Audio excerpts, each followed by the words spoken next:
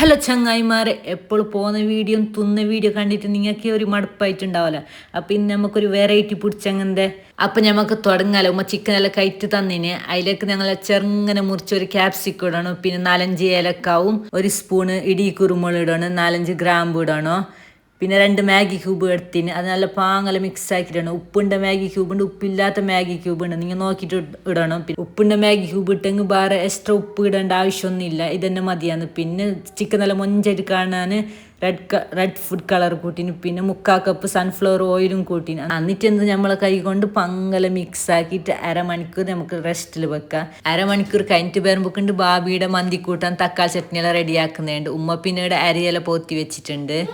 ബാബിൻ്റെ ഈ ഡ്രസ്സ് എങ്ങനെയുണ്ട്, ഒരു കൊല്ലമോ യൂസ് ആകുന്നു. വീടത്തോളം എന്തായിട്ട് ഇതിൻ്റെ ലിങ്ക് പാടെ ഒരു കമൻസ് ലിങ്ക് എന്ന് കമൻറ്റ് ഇട്ടോ. ഇനി ബാക്ക് ടു മന്തിക്ക് തന്നെ വരാം. ഉമ്മ ഒരു സൈഡിൽ വെള്ളം തിളപ്പിച്ച് അരിയെല്ലാം ഇട്ട് ഒരു സൈഡിൽ ചിക്കൻ വെച്ചിട്ടുണ്ട് വേവാന്. ഇത് ആർക്ക് വേണം ഉണ്ടാക്കി, അത്ര ഈസി ആക്കും. പിന്നെ കുറേ ഐറ്റം ഒന്നും വേണ്ട, കുറച്ച് ഐറ്റം നല്ല ടേസ്റ്റ് മന്തി കിട്ടുന്നത്. 5 മിനിറ്റിനൊക്കെ ചിക്കൻ അങ്ങോട്ടും ഇങ്ങോട്ടും മറിച്ചിടാൻ മറക്കണ്ട.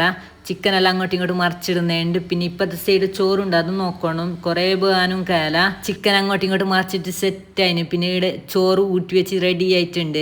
പിന്നെ ബാക്കിയുണ്ട് കുറേ എണ്ണയില്ല, അതിൽ കുറച്ച് എണ്ണ മാറ്റി വെക്കണം, അത് ആവശ്യമുണ്ട്. ഇനി എന്ത് ഫൈനൽ പാട്ട് എന്ത് ദമ്മിടുന്ന ചിക്കൻ്റെ മീത്ത കരി പാങ്ങൽ നിരത്തിയിട്ട് പിന്നെ കാണാൻ മൊഞ്ച് വേണം. അതിന് റെഡ് കളറും മഞ്ഞ കളറും ഇട്ടിട്ട് പിന്നെ ബാക്കിൻ്റെ ഓയിലില്ല അതും ഇടണം. അപ്പം നല്ല ടേസ്റ്റ് ഉണ്ടാകുന്നു.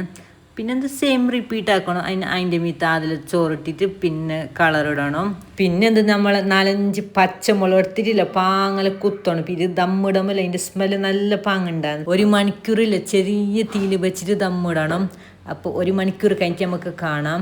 അങ്ങനെ 1 മണിക്കൂറെല്ലാം കഴിഞ്ഞാവും നമ്മളെ മന്തി റെഡി. ഇനി എന്ത് മിക്സിങ്, ഇനി എന്ത് പാങ്ങല മിക്സ് ആക്കണം. അപ്പോൾ എല്ലാവരും ഉണ്ടാക്കി നോക്കി ഞങ്ങൾക്ക് കമൻസ് ഇടണമാവാ. അപ്പോൾ ഇന്നൊക്കെ ഇത്രയേ ഉള്ളൂ. എല്ലാവരും ഫോളോ ആക്കിയിട്ട് കൂടെ കൂടിക്കും. അപ്പോൾ ഓക്കെ, ബൈ.